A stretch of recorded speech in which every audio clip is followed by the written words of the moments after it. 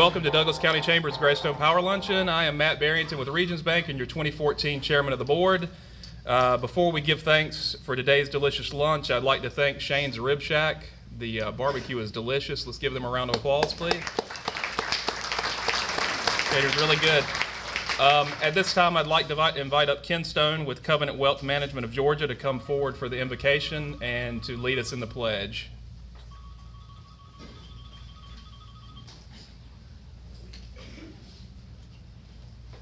I invite you to pray with me. We thank you, Lord, for the blessings that you have given to us.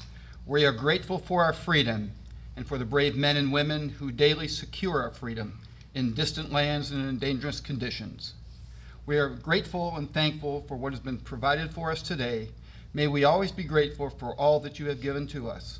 We pray these things in Christ's name. Amen. Would you please join me for the pledge? I pledge allegiance to the flag of the United States of America and to the republic for which it stands, one nation, under God, indivisible, with liberty and justice for all. And moving right along, at this time, I would like to invite our luncheon sponsor and Chairman's Club member from West Georgia Technical College, as represented by Lisa Doney today. And will you come forward and say a few words? Thank you, Matt, and good afternoon, everyone. And on behalf of our new president, Steve Daniel, I would like to thank the Chamber for allowing us to sponsor this event today. President Daniel does send his regrets that he was not able to be here today. He, and along with some of our senior staff, they are at a out of state at a conference called Achieving the Dream. And Achieving the Dream is a national initiative that a lot of the community colleges in America are picking up and implementing, and this is assisting students to be more successful in college, and specifically to retain students, but also to help them to graduate. And this is a program that we will be adopting and implementing over the next several years. But having said that, I am sure that you will be meeting President Daniel over the course of the next few months. So we look forward to that. I also want to introduce some folks at our table, starting with Dr. Pete Snell. If y'all would just wave or stand up, whatever. Pete is our VP of Economic Development. Karen Kirchler, who is our VP of Adult Education. Babs Russell is our Dean of the School of Business and Public Services. Kevin Kane, who is our Director of Institutional Advancement at the college. And Ben Chambers, who is a Marketing Specialist at our college. So at this time, I would like to ask Pete to come up and say a few words. Thank you.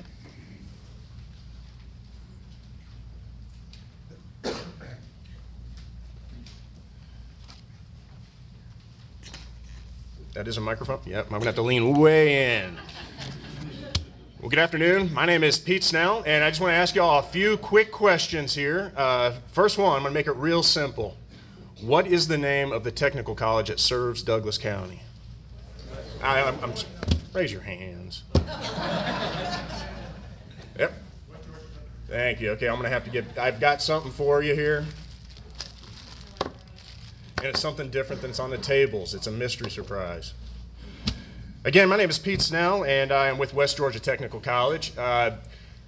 West Georgia Tech is part of the Technical College System of Georgia, which is different than the University System of Georgia. As such, can somebody, by a show of hand, tell me what is the mission of the technical colleges and the technical college system? Other than Chris Pumphrey. Breezy. Thank you. I've got one of these for you as well. Our mission is to provide workforce development. So basically, the students are our product, and more importantly, our customer is the local business and industry. We are here to serve local business and industry to provide them with a skilled workforce. We have 24 colleges, which is soon to be 22 colleges throughout the entire state. By design, they were originally built to be within 45 minutes of anywhere that you would stand in the state. In other words, if you were standing down in South Georgia, wherever you were, within about 45 minutes, there should be a technical college. The point of that being to help attract new business and industry. They could locate anywhere in Georgia, and they knew that they had a training provider very nearby. As Lisa mentioned, we do have a new president, Mr. Steve Daniel. He's been on board with us for a couple of weeks now. You can look forward to, or at least I hope you look forward to, seeing him in here in the near future. Just some real quick things about West Georgia Tech. We are among the largest of the technical colleges in the system. We have approximately 6,500 students. We have 5 campuses and 2 sites in serving 7 counties. We offer a wide variety of training, including certificates of completion, diplomas, and degrees. We also have, there was a recent articulation agreement between the 2 systems, that being the technical college system and the university system. Actually, it was about a little over a year ago. But there are now 27 of the most common courses that now transfer between those 2 systems, no questions asked. By a quick show of hands, how many in here have heard of dual enrollment? Okay. How many of you have heard of Excel? That's what I thought. Excel is a relatively new program, at least for the technical colleges. It's an opportunity for, dual enrollment is an opportunity for students to earn high school and college credit at the same time. Excel is actually kind of a special form of that. My suspicion is that it may, well, I'm not going to say that. It allows students to take a wide variety, again, of the most common courses for credit in high school as well as in college. For example, algebra, English, I can't remember the entire list, but like your histories and your psychologies. They can take those at high school and not only get high school credit, but then they can earn some college credit at the same time. It's completely free. They graduate high school, and in some cases, they can be as far along as already into their sophomore year when they start college. It's a great opportunity, and one of the better things about it that's appealing to the students is it doesn't require a really hard AP test at the end of the course. It has a final exam, but it's not an AP exam that requires a cost and is very difficult. Last thing I want to say is, and one of the main reasons I'm here is to ask another question. How many, or actually, what is, there's no way to ask that question. Georgia Manufacturer Appreciation Week. It's held in April of each year. The Douglas County Chamber, and specifically the Workforce Development Committee of the Chamber, has the privilege of nominating manufacturers from Douglas County to go to the state level and be recognized as Georgia Manufacturers of the Year. This year, unfortunately, those that I'm about to recognize are not here today, but I would like to recognize them, and that is Denice Signs, Alan and Jennifer Denice. We do have a plaque that we will present to them, but I did want to recognize them today and look forward to next year. That's all I have. Thank you.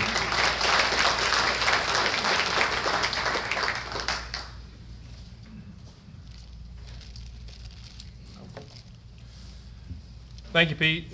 We appreciate your support of the Chamber and the community. It's now my pleasure to introduce today's guest speaker, Ms. Lee Culberson. She is the Chief Mojo Officer at Professional Mojo.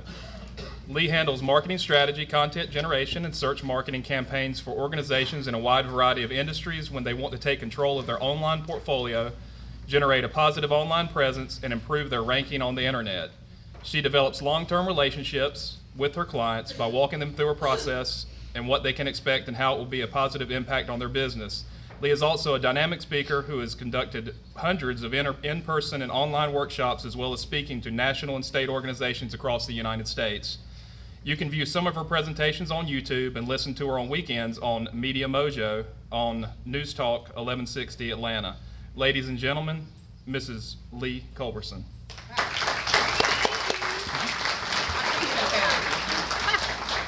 You always wonder who writes that stuff, and then you realize after you hear it, well, darn it, I wrote that, and it came off of our website, so I need to make some changes to that right away.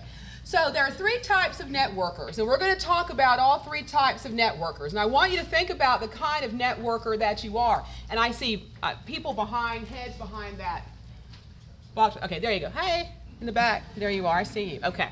The first type of networker is the Jedi Master. And I'm sure that some of you probably fancy yourself the Jedi Master. I saw some of you come in, you Jedi Masters. The only thing that you were missing was your little lightsaber. The Jedi Master can come in to an event or an organization and almost immediately figure out who in that room they need to speak to. With my apologies to any grammarians, because I ended up on the word "to" at the end of that. But they can figure it out. They know. More importantly, they planned for it ahead of time. They knew the kind of event they were going to. They knew the kind of people who were there. They knew what they were hoping to get out of the event or the luncheon or whatever it might be when they went to the event. And let me tell you that most people are not Jedi Masters. Most people don't come to an event with a plan in mind. They're so used to going to an organizational event like this one, meeting people they know, having a great time, having some superfood from Shane's Rib Shack, sitting with people that they know at your table. You know I speak the truth where that's concerned. Look around your table and tell me how many people at your table you don't know. You can probably count them on a finger or two. Okay, it's the truth. We flock together. I get that. You want to flock with the people with whom you're comfortable flocking. I completely understand that. So the Jedi Masters, though, are a cut above that. The Jedi Masters come with a plan.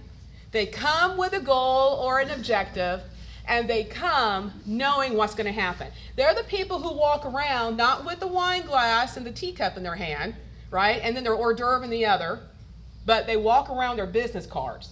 While you're munching on your egg roll, right, they've got their business card in their hand, and they're asking you questions, which is wonderful and yet slightly, annoying at the same time. Dude, I'm eating my egg roll. Can you leave me alone while I eat my egg roll? Go ask someone else your questions about business and objectives. I just really want to eat my egg roll. Okay, Jedi Masters. The second kind of networker is the Padawan. Y'all guys follow my Star Wars references, right? What's a Padawan? Anybody know? Come on. Speak geek for me, somebody. Huh? That's right. It's a Jedi apprentice. Who said that? Raise your hand. Yay for you. Yay for you. A Padawan is a Jedi apprentice. That's absolutely right. The Padawan wants to get it right. They come with great hope. They have the gleam in his or her eye. I'm going to go to this event. I'm going to meet people. I'm going to learn stuff. I'm going to hand out my cards. People are going to follow up with me. I'm going to increase my revenue by 32% because I went to that one event. That's how good a networker I am. Padawans, though, really want to get it right. They want to learn. They want to be mentored. That's a Padawan. I love Padawans. Then there's a third type of networker. That's Jabba the Hutt. Okay? Jabba the Hutt is the one who maybe was identified by his or her organization. They really don't want to go to the networking event. They were told to go to the networking event. They're kind of in it for the egg roll and the glass of wine. And they come, they stand around, and I'm not going to point any fingers. We're all done at some point. You're like, I got to go to this event. They go, they stand around, again with people they know. They're flocking together. All the little Jabbas are flocking together. And they're munching. There's no visiting. There's no networking. There's no talking. There's no finding out about other people's businesses. There's no asking people, what's so great about this organization or event? What can I take away from this? What's one thing that I can learn? How can I help you? That's what the Jabbas are doing. So what I want to do today, because everybody in this room, I bet, fancies themselves a great networker. I get that. You're in the chamber. That was already your first really smart move, right? We've seen board members. And my master's degree is in applied politics, and I ran campaigns back in Florida, so I dig people who run for office. You guys are Jedi Masters. So I get that too. But everyone oftentimes forgets that networking is not about you all the time. Who else is networking about? Why is it important that you be a good networker? Tell me, you said it. It's about the other person. And boy, we forget that. It is not about you. It's as much about you bringing what you know and your advice and your expertise and what you do and sharing it with the other person who's sitting right next to you or you're standing next to on the ramp. And I have to tell you that I really love the layout today. All of you were trapped on the ramp on the way down to lunch. What I did, I went right up to the middle of the ramp. That was great. And met as many of you as I could on my way up the ramp. So let's talk about some things. Now, this is all I gave as a handout because I want to have a conversation with you. It's up there, but it's on your PC, it's on your table. We're not going to talk about all of these. You can read it on your own. I want to focus on 2 or 3 that people tend to forget. And let me add this too, that rarely have I gone to an organization and said, I really want to do this workshop. Almost always, folks come and talk to me. I ran and knocked on Callie's door. I talked to Sarah and to Kimberly and said, please, please, out of self-preservation, I can't stand it any longer. Please let me talk to someone about how you're supposed to network. Please. I spent last week in Philadelphia speaking at a conference. There were 600 people in that room, and they were broken off into 3 or 4 groups, believe it or not. They were all just standing around with their egg roll in one hand and their glass of wine in the other. There was just not much else going on. So it was self-preservation and total selfishness that I came to her and said, I know these guys probably have it going on, but I just need to get this off my chest. And that's how this particular talk came about. So let's talk about some things for you to remember because we all get in a rut and we forget sometimes. So on your sheet of paper, what I want us to focus on first is the 3rd one down under 8 face-to-face networking must-haves. It's networking, not net eating. I'm just saying. Now today is a little bit different. I don't want Shanes to come up here and get on social media and start tweeting out with the hashtag Mojo Stinks or anything like that, okay? None of that. Because today was different. It was a luncheon. And the good thing about being at a networking event is what do you almost always have at a networking event? Food. Good stuff, right? Everywhere you go, business card exchange, breakfast, whatever, some fabulous sponsors bringing you some super fabulous food. Absolutely. Have a bite of it. And then you know what you should do? Put down the plate. And I'm not talking about because the Gold's Gym people are here, and I'm just saying that because of that, okay? I'm saying that because you cannot hold your egg roll and your plate. Have you tried to do this? You know you have. You have a drink over here. You're trying to get to your business card or have a conversation. You got to put your stuff down, right? I'm putting my plate down. Grab your business card. And I've even seen people run after them. Hey, I'm sorry, I didn't have my business card before, but I have it now. Please take it. Please, don't do that. A Jedi Master gets there a little bit early. They visit, just like you guys were doing out there. I saw you doing it. But then they have their little short list. If I meet other people, that's great. But maybe I came today specifically to talk to Mr. Persons. Maybe I came specifically to say hey to Paul. Maybe I came specifically to visit with Patty, who is a networking Jedi Master. I know this to be true, Patty Wayne. So I have my little list. I eat my egg roll, I put it down, I get my stuff in my hand, and I go. So, and then you go to people you don't know. So it has to do with a little bit of work. And we forget that it has to do with work.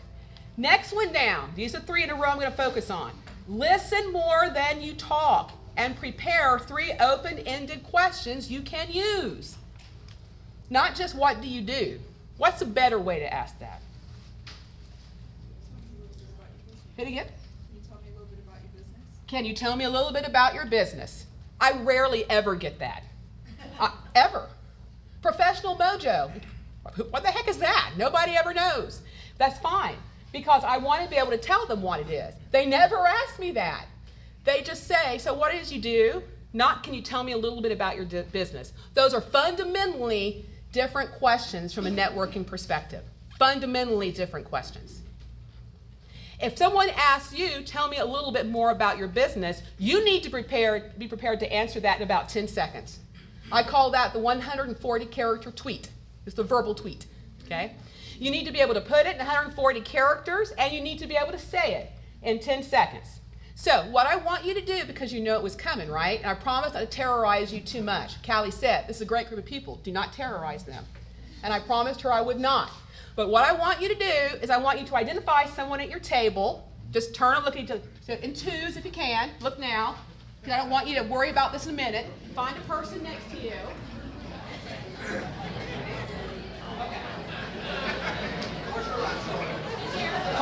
Identify the person, and then I want you to turn to them, and I want you to give them your 10-second, this is what I do. Do it now.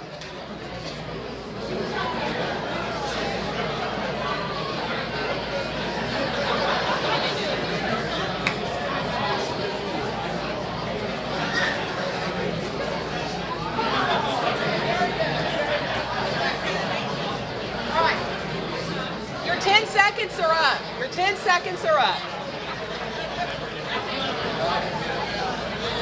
So let's go on now. Do the next one. That's right. Your 10 seconds are up. Yo, you're done. Hello. Hello. You never get this crowd started talking because they keep going. That's all right. I love it. I love it. So he was good, though. I have to tell you, he was good. He basically said, I work for Regions Bank. I do commercial banking. Who do you bank with, and can I help you? That was very forward, I thought. But 10 seconds, I thought that was great. 10 seconds, that's what you've got. And it's not a matter of what do I do. Well, I'm a vice president of lending at the bank. That's not really it. What do you really do? And what does your business really do? And how can you provide something to the person to whom you're speaking? And that really is about it. It's a give and take for networking. And I saw you guys networking just then. That was very good. Next, get out of your groups. Again, look around your table. And look at how many folks you know at your table. It may be a little bit awkward and bizarre and weird for you to move to another table. So I want to know, are any of you sitting at a table, raise your hands. Are any of you sitting at a table where you didn't know anyone at that table until you sat down? Raise your hand. Yay, give them a hand. That was brave. That was brave, and it really was brave. You think I'm kidding about that, but I'm not. That was a brave thing. Now, sometimes we don't have any choice, right? It's the last seat left. And if you're the last seat left, you don't have any choice but to go there. But generally speaking, we want to sit with people we know. I even like to do that. And especially if you're shy. Networking does not come naturally to shy people. Tell the truth. It's the truth. I'm shy. You knew that, right? Yeah, oh yeah. Eddie says, oh yeah, I knew that. I am. My husband will tell you I'm remarkably shy. But that's okay because I learned not to be with fine folks like you. And he wishes I were much shyer at home, and that's not the case. But you have to get out of your shell and step away to the next table.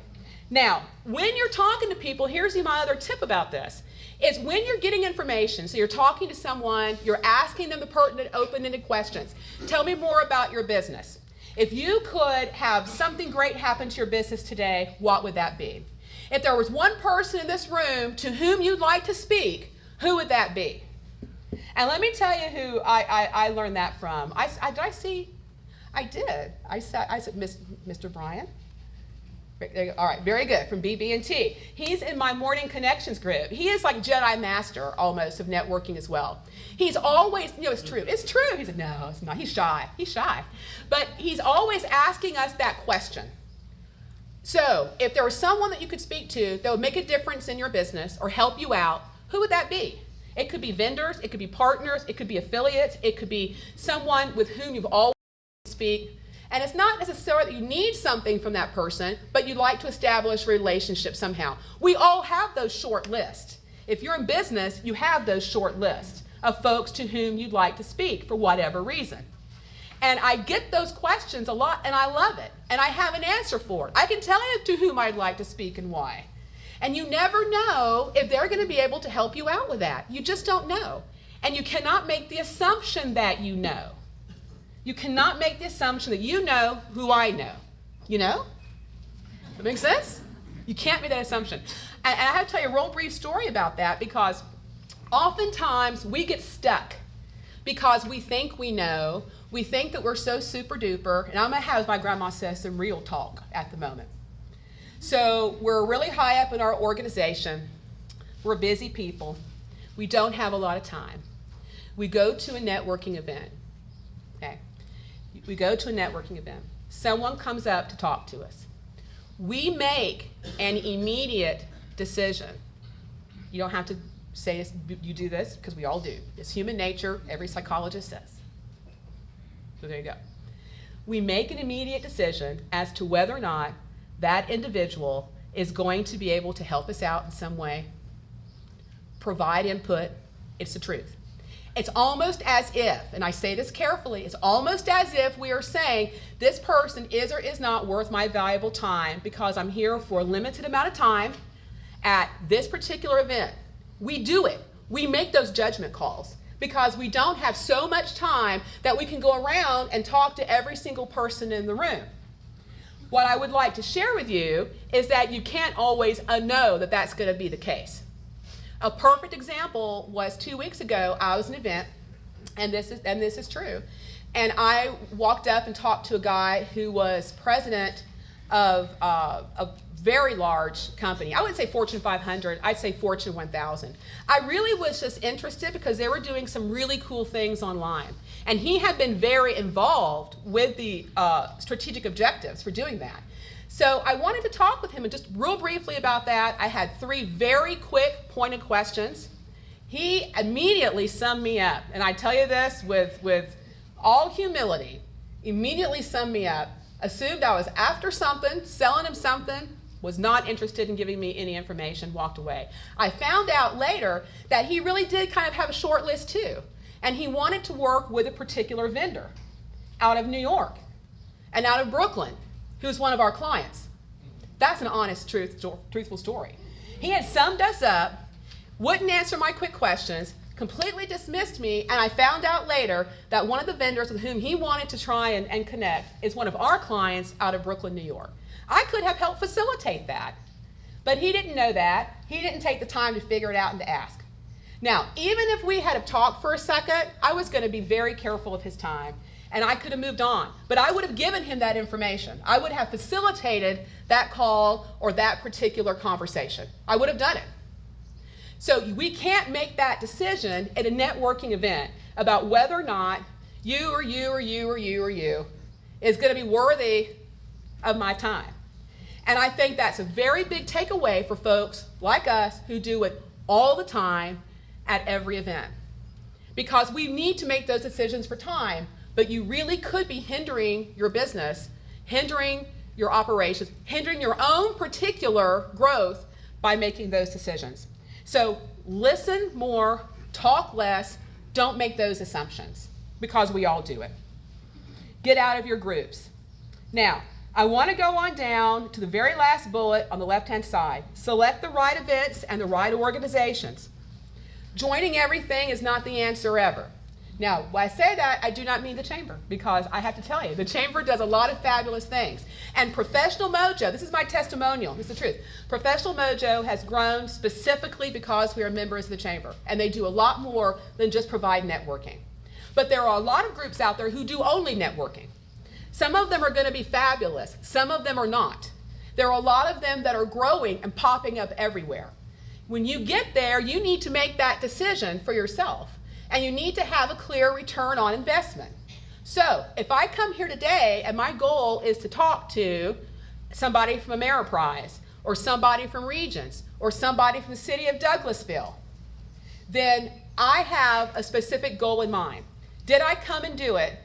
Did I schedule a follow-up? People don't like data a lot. Do we have any data people here? I call them the pointy heads. Be proud, pointy heads. Okay, very good. I'm all about data. I'm all about a point. All you bankers should have raised your hand. Paul Hugginson, CPA, you should have raised your hand. Oh, there you go. I know you are too. I know you're a pointy head. Pointy heads are good because we have, we put our finger on the data. And there's data to be had in networking too, folks. Don't make it all about the soft, warm, and fuzzy stuff. There's some of that too, but you have to get a return on investment from your organizations. So I encourage you to look at them critically and decide 2 things. Is the organization where I'm going to all these events really worth my business's time? I hope the answer is yes. And then 2, what are you as an organization receiving out of that? and try and put your finger on that. That's kind of a painful process, but it's an important process, and you need to balance that out. Now, we're going to go to the right-hand side, and we're going to spend some good time over here, and you're going to get to blow somebody off at your table before we go today. That's going to be a lot of fun, right? That's going to be a lot of fun. We're going to close with that, so you don't even have to bring them back together for me for that. That's going to be a lot of fun. So yet again, identify someone at your table that after a while, not right now, don't blow them off now, but after a while, we're going to practice closing the conversation. Closing the conversation, okay? You didn't know that was coming, did you? All right. But let's talk about the online, because it's really interesting, isn't it?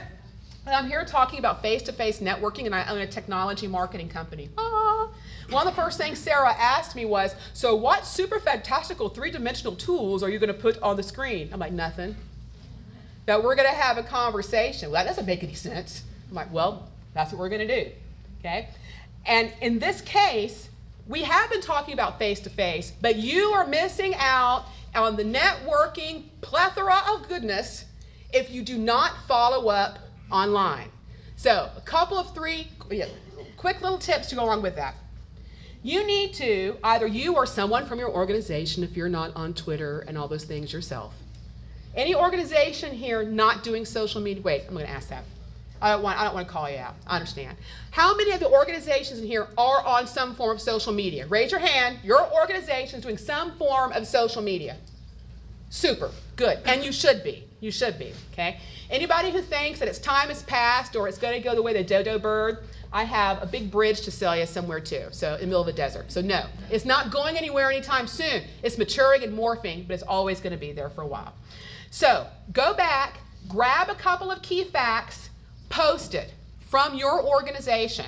I went to the Power Luncheon today. One takeaway I had was X, Y, or Z. Now, why do you want to do that? Let's think about that. How is that good for networking? Speak up, I want to hear you. Anybody? Right, get your name out there.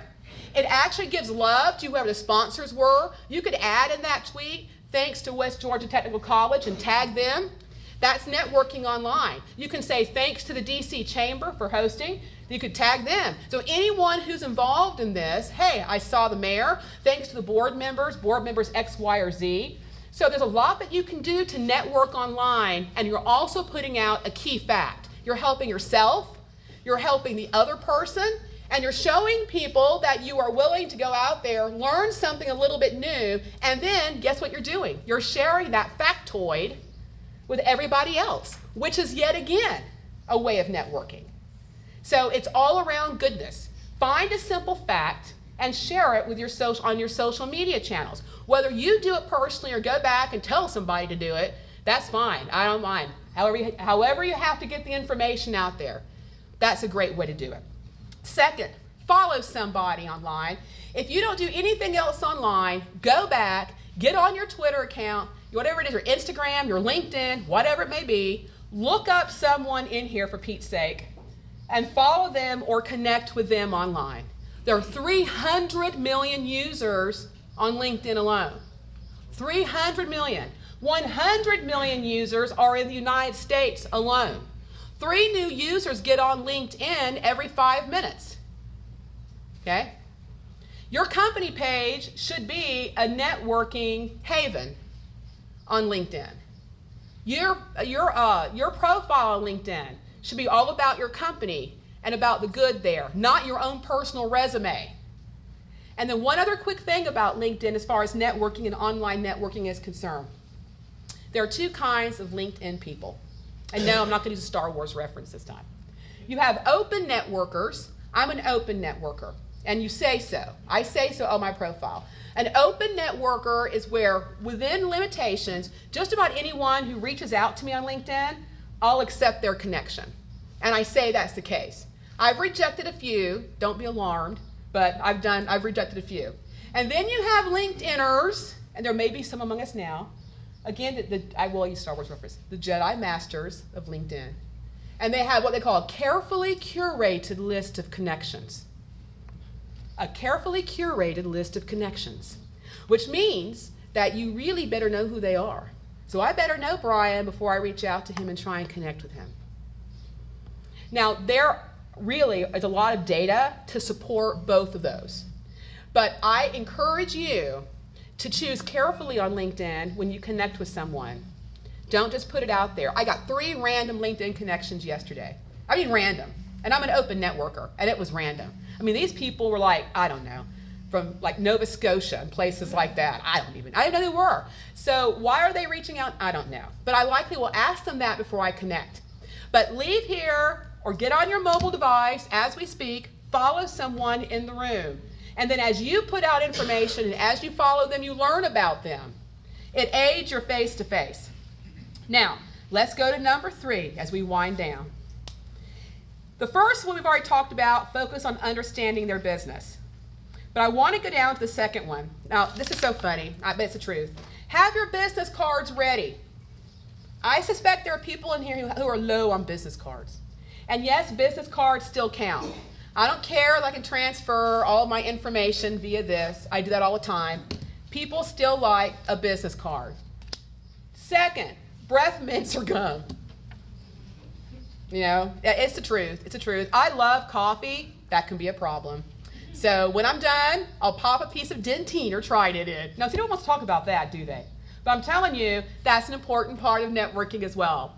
But more importantly, knowledge of current events, a positive attitude. You know, have you guys been to networking events before and no one really smiled at you?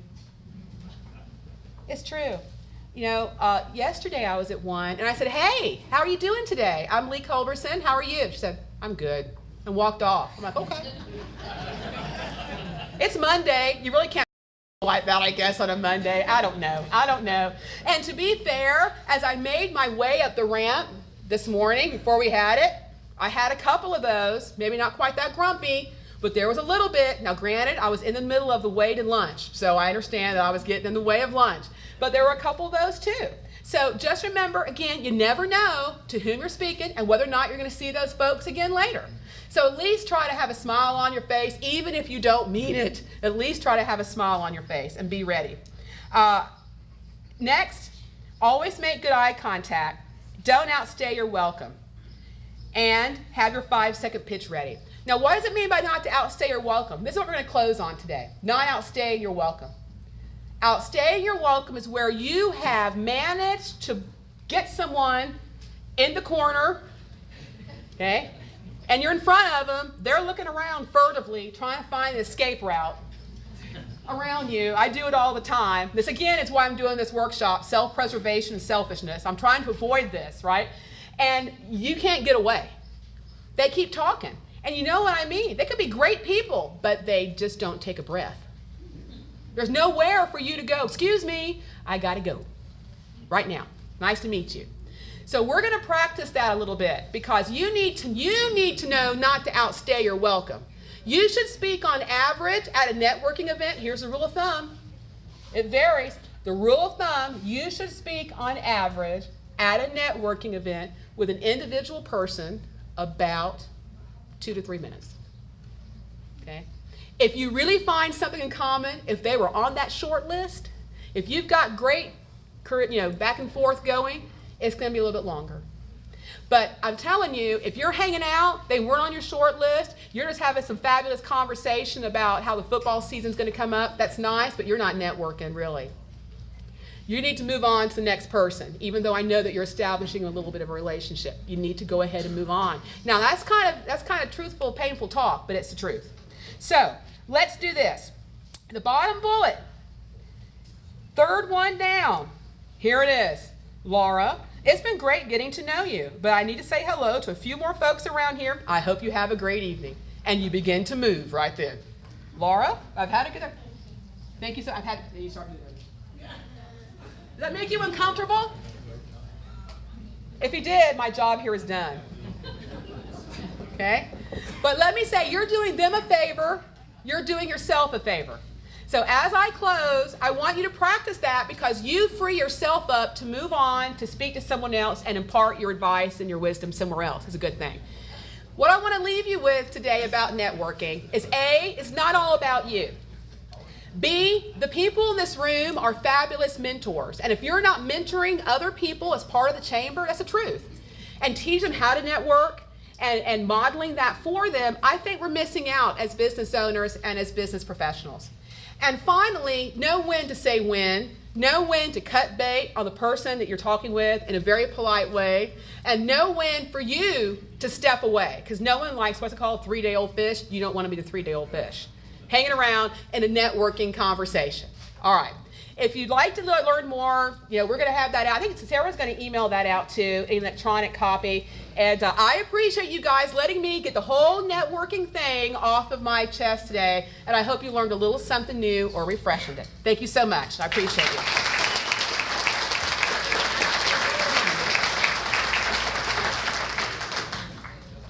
I would do my best Austin Powers impersonation and say, get your mojo back with Lee, but I'm not going to go there. She does have cards up here spread. Thanks again for One Community Church for their use of the facility, Shane's Rib Shack for the great food, West Georgia Technical College for their sponsors today's luncheon, and Greystone Power for always being the naming sponsorship. And we will see you at the Comcast Business After Hours, sponsored by Wellstar Douglas Hospital on June 26th in their new cafeteria. Y'all have a great rest of the day. Thank y'all for attending.